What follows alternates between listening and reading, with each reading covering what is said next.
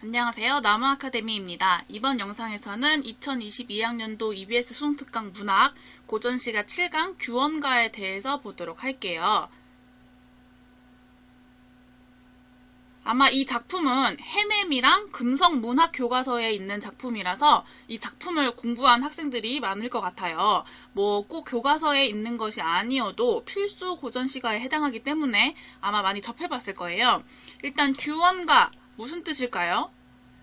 규방가사 많이 들어봤죠? 조선 후기 부녀자들의 공간을 규방이라고 부르는데 부녀자들이 이 규방에서 창작하고 향유한 가사를 규방가사라고 하죠. 쉽게 말하면 여인이 쓴 가사라고 생각하면 될 것 같아요. 따라서 규원가의 규는 규방이라고 생각하면 되겠고 원은 원망할 원입니다. 가는 노래겠죠. 노래가. 따라서 규원가는 규 중에서 속절없이 늙어가는 버림받은 여인의 원한을 노래한 가사라고 생각하면 돼요.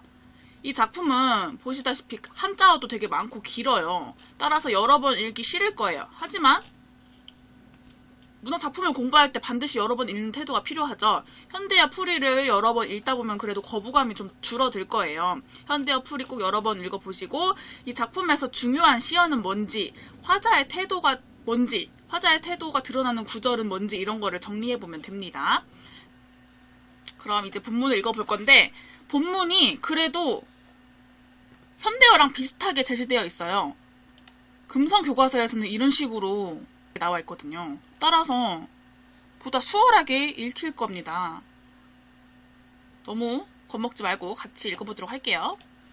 엊그제 젊었더니 하마 어이다 늙으니 엊그제만 하도 젊었는데 벌써 어찌 다 늙었느냐. 소년 행락 생각하니 일러도 소용없다. 늙어야 서러운 말씀 하자 하니 목이 맨다. 늙어서 서러운 말을 하자 하니 목이 맨대요. 서럽다고 화자의 심정이 드러나고 있죠. 부생모육 신고하여 이내 몸 길러낼제 공후배 필 못 빨아도 군자호구 원하더니 부모님이 낳고 길러 몹시 고생하셔 길러주실 때 지체 높은 배우자는 못 빨아도 군자의 좋은 짝이 되기를 원했었는데 삼생의 원망스러운 업보로 월화노인의 연분으로 놀기 좋아하는 경솔한 사람을 꿈같이 만나 그때의 마음쓰기가 살얼음 디디는 듯 사모이팔 겨우 지나 고운 용모 저절로 일어나니 이 얼굴 이 태도로 백년기약 하였더니 세월이 빠르고 조물주가 시기심이 많아 봄바람 가을물도 배올이 북 지나듯 빨리 지나가고 눈같이 흰 살결과 꽃같이 아름다운 얼굴은 어디 가고 보기 싫은 모습이 되었구나. 내 얼굴 내가 보거니 어느 힘이 나를 사랑하겠는가. 스스로 부끄러우니 누구를 원망하랴. 여기까지가 이제 젊었던 시절을 돌아보고 나이 들고 외로운 처지가 된 지금의 상황을 한탄하고 있는 부분이에요. 여기서 중요한 부분을 짚고 넘어가면은 이 부분, 화자의 운명론적 태도가 나타나는 부분입니다. 업보로 인해서 월하노인의 연분으로 인해서 지금 남편을 만났다. 운명적으로 만난 거다 라고 말하고 있는 거죠.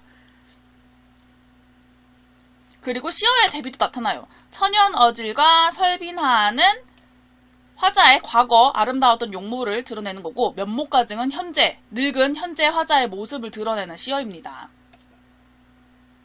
그리고 마지막 부분에서 어느 힘이 날 사랑하겠는가, 누구를 원망하겠는가 라고선 자신의 상황에 대해서 한탄하고 자책하고 있습니다.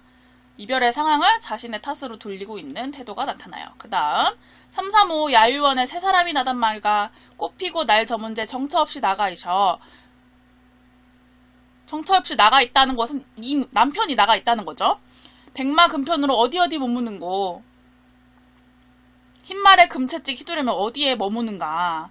멀고 가까움을 모르거니 소식이야 더욱 알겠는가. 인연이 끊어졌다고 해도 임 생각이 없겠는가.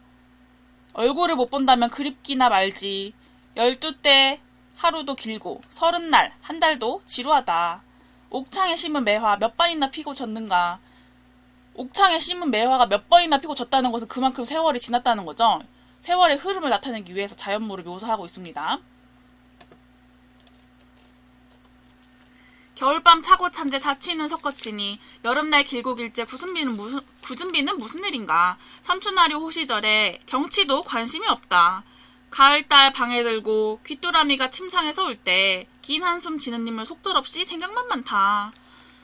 여기서 또 중요한 거 짚고 넘어가면은 이 부분에서 임에 대한 원망의 태도가 나타나요. 정처 없이 나가서 도대체 어디 머무는가. 야유원, 기생집이죠. 기생집에 새 사람이 들어왔냐, 새 기생이 들어왔냐 라고서 말하는 거죠. 그리고 아까도 말했듯이 세월의 흐름을 나타내기 위해서 자연물을 묘사하고 있고, 이 부분에서 자취눈과 굳은비는 화자의 쓸쓸하고 답답한 감정을 강조하는 자연물에 해당합니다. 그리고 또 중요한 자연물 있죠. 실솔. 정말 중요해요. 화자의 감정이 이입된 대상이죠. 실솔이 울고 있다고 했으니까 의인화가 사용되고 감정이입도 사용된 거예요. 화자의 외롭고 쓸쓸한 감정이 이입된 대상으로 화자의 슬픔을 심화하는 역할을 하죠. 정말 많이 출제되는 문제죠. 실솔과 비슷한 시어를 찾는 문제, 이런 거 찾아보는 연습을 하면 좋겠죠. 그 다음, 아마도 모진 목숨 죽기도 어려울사. 도로쳐 풀쳐 생각해보니 이렇게 살면 어찌하리. 청등을 돌려 켜놓고 푸른 거문고 비스듬히 하나 병런화 한 곡조를 근심까지 섞어 연주하니 소상강 밤비에 들리는 대나무 소리가 섞어 도는 듯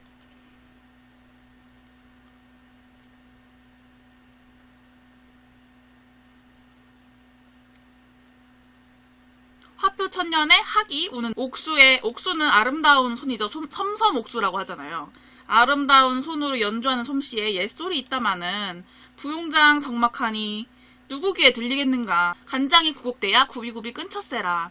지금 화자는 외로움을 달래기 위해서 청등을 켜놓고선 거문고를 연주하고 있어요. 그리고 자신의 거문고 연주 솜씨에 대한 자부심이 드러나고 있죠. 그런데 이 거문고 소리를 들어줄 사람도 없는데 뭐하냐, 슬프다, 이렇게 말하고 있는 거죠. 마음을 달래고자 노래를 해보지만 외로움이 달래지질 않습니다. 차라리 잠을 들어 꿈에나 보려 하니 바람에 지는 잎과 풀 속에 우는 짐승 무슨 일 원수로서 잠조차 깨우는다. 여기서 꿈은 임을 만날 수 있는 통로인데 얘네들 때문에 잠에 들어 꿈을 꿀 수가 없대요. 얘네들은 방해물 역할을 하는 거죠. 그리고 꿈, 우리 고전시가 삼강 몽천요랑 꿈으로 차사를 삼아해서 꿈 배웠었죠. 여기서도 꿈이 나오네요. 그러면은 뭐 내신 시험이든 수능에서든 엮어서 나올 수도 있겠죠. 충분히. 천상의 견우직녀, 은하수 막혔어도 7월 7석 1년 1도 시기를 놓치지 아니하거든. 우리님 가신 후로 무슨 약수가 가렸길래 오거니 가거니 소식조차 그쳤는가. 여기서 중요한 거는 은하수와 약수가 장애물을 의미하는 거죠. 얘랑 비슷한 의미죠. 임과 나 사이의 방해물이니까.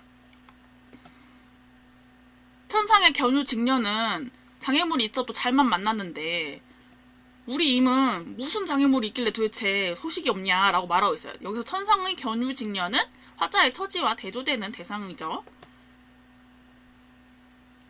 난간에 비껴서서 임가신대 바라보니 초로는 맺혀있고 모운이 지나갈 때 중림 푸른 곳에 새소리가 더욱 설다.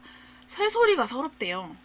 화자의 감정이 또 이입된 대상이라 할 수 있죠. 이 시에서 화자의 감정이 이입된 자연물 2개 나와요. 실솔과 새입니다.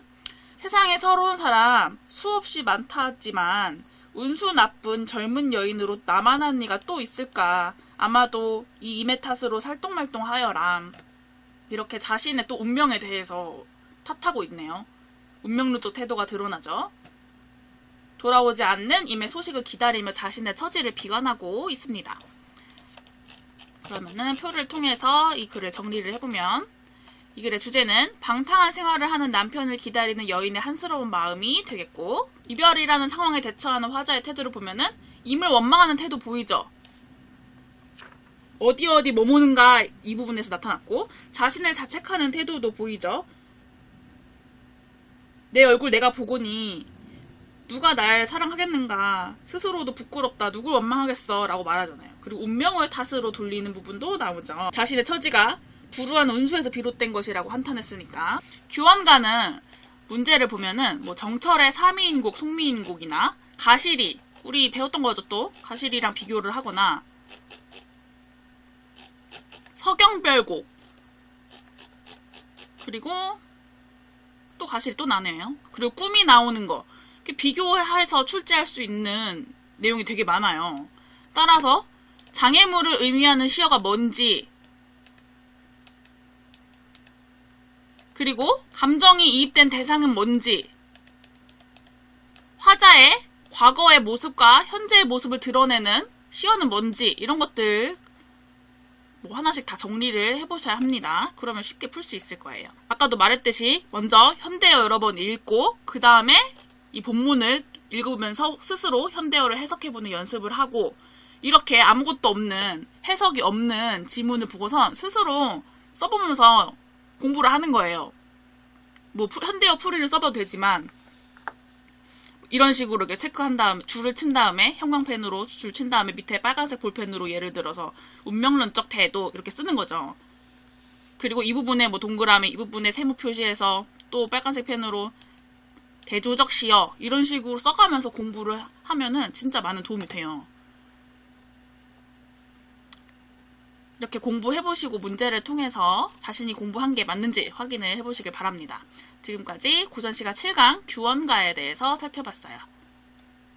이 모든 자료는 나무아카데미에서 이용할 수 있습니다.